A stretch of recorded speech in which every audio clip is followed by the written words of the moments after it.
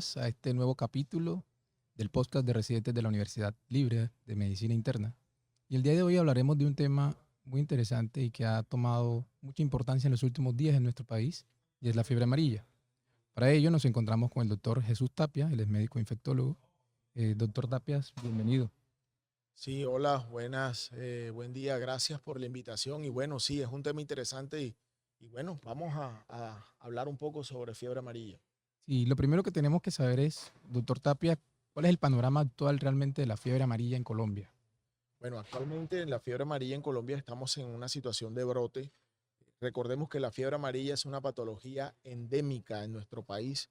La fiebre amarilla hemos tenido casos a lo largo de los últimos años, enfocados en unos focos claros en departamentos como Magdalena, Guajira, Baupés, Amazonas y el reciente brote que estamos teniendo en el departamento del Tolima, en donde está la mayor concentración ahorita de los casos y la problemática que se está teniendo. Desde finales del 2024 a lo que va corrido del año 2025, estamos llegando aproximadamente más de 50 casos, ya llegando a los 100 casos aproximadamente. Y lo más preocupante con estos casos que se están presentando es la mortalidad. Es una mortalidad altísima la que estamos teniendo y la que se está teniendo con los casos presentados actualmente. ¿Y cuáles serían esos factores, doctor Tapia, que han propiciado a que nuevamente tengamos esta reemergencia de estos brotes nuevos en nuestro país? Porque si bien se ha venido presentando brotes en América del Sur, por supuesto, en Brasil, pero no los teníamos aquí en Colombia, ¿a qué probablemente le podemos, digamos, influenciar? ¿Qué factores podrían propiciar esos nuevos brotes aquí en Colombia? Sí, mira, en Colombia, como les decía, la fiebre amarilla es una enfermedad endémica. Hemos tenido y venimos teniendo casos con este repunte que estamos teniendo ahora. Lo principal, lo que ha marcado esto es los déficits en la vacunación. Sabemos que la fiebre amarilla tiene dos escenarios, la amarilla selvática y la fiebre amarilla urbana. Lo que estamos teniendo ahora es una transición de casos de la zona selvática a pacientes que se están moviendo a la zona. Entonces, la principal problemática es que la vacunación. Tenemos tasas de vacunación muy bajas frente a fiebre amarilla, sobre todo en esas zonas que actualmente están siendo endémicas para la patología.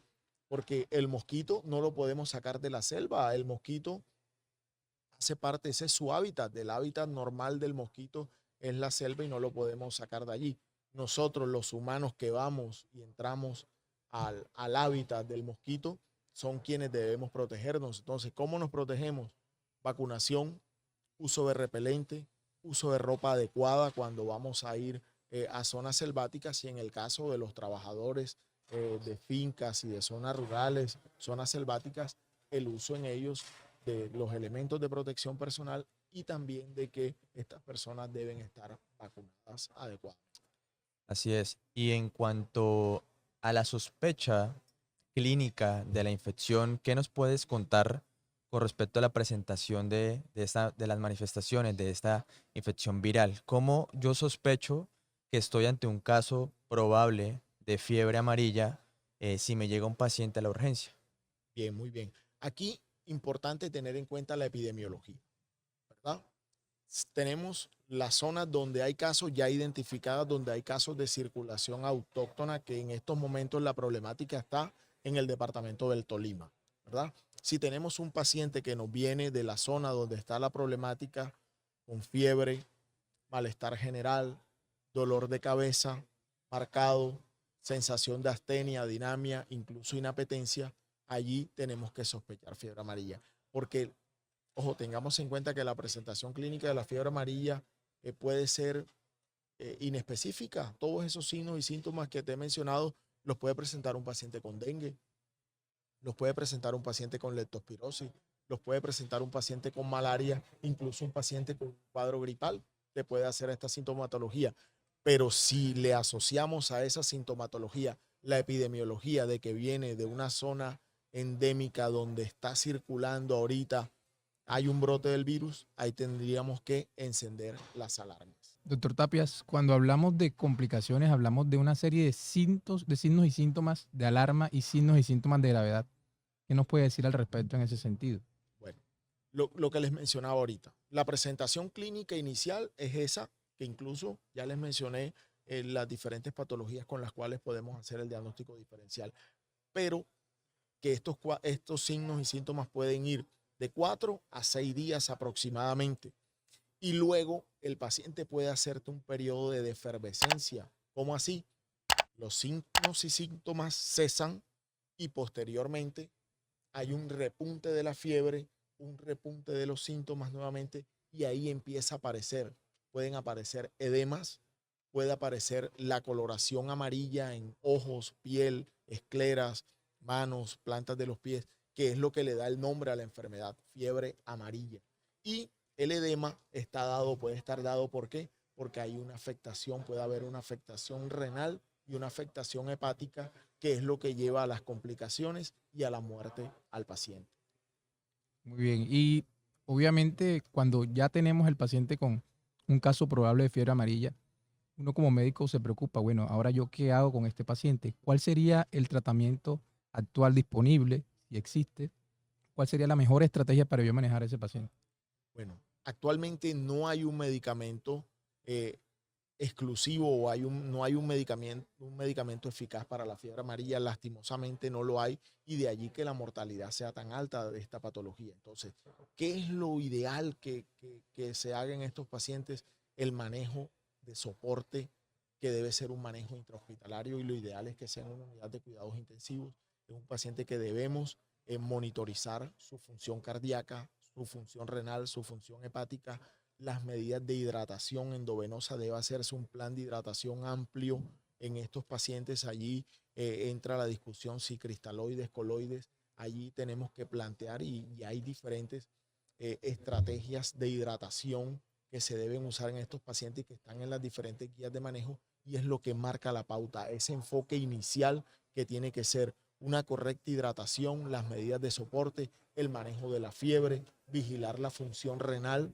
Si el paciente hay un deterioro marcado de la función renal y tiene criterios de diálisis, el paciente debe hacerse el manejo de la terapia de reemplazo renal precoz, el soporte hepático, buscando disminuir la alteración hepática que puede tener el paciente y el resto de medidas de soporte clínico que deben de ser, como les digo, intensivo y deben de ser precoces, porque si le damos largo o dilatamos la implementación de estos procesos, el paciente tiene alto riesgo de fallecer.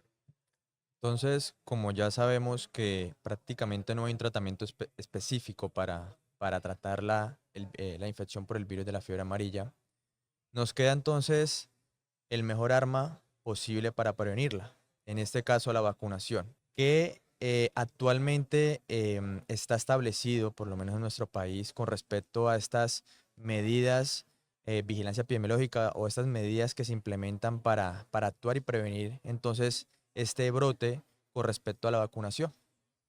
Sí, la vacuna es la medida más eficaz para prevenir la fiebre amarilla hoy en día. La indicación hoy día para la vacuna de fiebre amarilla es una dosis. Anteriormente existía una pauta de que se debía vacunar a los 10 años con una segunda dosis. Hoy en día la recomendación es de Organización Mundial de la Salud es una sola dosis. Con una sola dosis de vacuna el paciente se estima que está protegido. Entonces vienen los rangos de edad. Muchas personas nos están consultando, mira, mi abuelo tiene 80 años, ¿lo puedo vacunar? No. ¿Por qué? Esta vacuna puede tener en estos pacientes, en los mayores de 60, 70, 80 años, el riesgo del efecto amarílico, que es un efecto que puede ser grave en algunas personas. Entonces, 80 años no debe vacunarse. Entre 70 y 80 años no debería vacunarse, mayores de 80 años no deben vacunarse. Entre 60 y 70 años debe haber una indicación médica y una causa o una razón por la cual lo vas a vacunar. Si el paciente te dice, doctor, tengo que ir a cobrar una herencia allá al Tolima, donde está el brote de fiebre amarilla, ¿verdad? tú analizas, el médico debe analizar factores de riesgo para que el paciente nos haga un síndrome amarílico, comorbilidades, cómo está nutricionalmente el paciente, mirar cómo está, si está compensado, si es un paciente que hace actividad física, no tiene comorbilidades, está compensado, va a una zona de riesgo, podríamos como médicos darle la indicación a ese individuo entre 60 y 70 años que se vacune. Pero ya mayores de 70 años la indicación es, sí, pero doctor, es que tengo que viajar, que tengo que ir a las medidas de prevención, uso de repelente, uso de ropa adecuada, no ingresar a zonas selváticas, porque recordemos que hoy en día la problemática está en las zonas selváticas. Hemos visto que también se han presentado algunos casos en algunas poblaciones de pacientes con ciertas comorbilidades, por ejemplo, enfermedades autoinmunes, pacientes trasplantados. Entonces, fuera de esa contraindicación de mayores de 70, 60 años, 70 años, ¿existe otra población que, digamos, no esté indicado la vacunación por el riesgo de que presenten esos efectos neurotrópicos o viscerotrópicos? Es una vacuna de virus vivos y atenuados, ¿verdad? Entonces, esto te condiciona a los inmunocomprometidos. Entonces, tenemos que buscar periodos de ventanas en los cuales los pacientes estén en el menor grado de inmunosupresión. Inclusive hay pacientes en los cuales definitivamente no los puedes vacunar en casos en que no puedas o no tengas esa ventana de corrección o de disminución de la inmunosupresión. Allí no. Pero individuos, por ejemplo, individuos que viven con el virus del VIH, que estén compensados, tengan una adecuada respuesta inmune, tengan unos buenos CD4, por encima de 200 células, su estado virológico esté controlado, son individuos que podrían vacunar. Pero ahí la clave está en vigilar cómo está ese estado inmune actual del paciente. Y si el paciente está recibiendo quimioterápicos, inmunosupresores, buscar esos periodos de ventana en los cuales el periodo de inmunosupresión sea menor y allí podrías indicar la vacuna. Pero sí debes de evaluar o se debe evaluar en el contexto general de cada paciente para indicar o no indicar la vacuna. Muy bien, doctor. Entonces, realmente, ¿en qué otros escenarios considera usted que otros pacientes pudiesen entrar en ese escenario de la revacunación? Es decir, sabemos que es una sola dosis, sin embargo, ¿existe algún otro escenario en el que yo diga, no, este paciente sí o sí lo debo revacunar? Bueno, el paciente que ha sido sometido a un trasplante de médula. Sabemos que los pacientes cuando han sido sometidos a un trasplante de médula, prácticamente su sistema inmunológico se hace un catch-up, se borró todo. Entonces, allí deberíamos dar una nueva vacuna una vez ya el paciente esté recuperado o esté en un nivel de inmunosupresión bajo debido al trasplante. Ya pasó el tema, viste que el paciente cuando lo trasplantan tiene un periodo de inmunosupresión marcado. Luego, posteriormente, el paciente ya entra en un proceso de inmunosupresión de mantenimiento, por así decirlo. Cuando ya el paciente está en ese periodo, tú podrías indicar la vacunación. Los pacientes que son esplenectomizados, cuando haces la esplenectomía, posterior a la esplenectomía, deberías dar un recap de todas esas vacunas que el paciente se colocó en un pasado, porque recordemos que el vaso es como ese centro que concentra allí muchos de los linfocitos T, que son los que tienen esa memoria inmune que nos confieren las vacunas. Muy bien. Doctor Tapias, muchísimas gracias por acompañarnos en este capítulo del podcast. Agradecemos nuevamente pues su participación.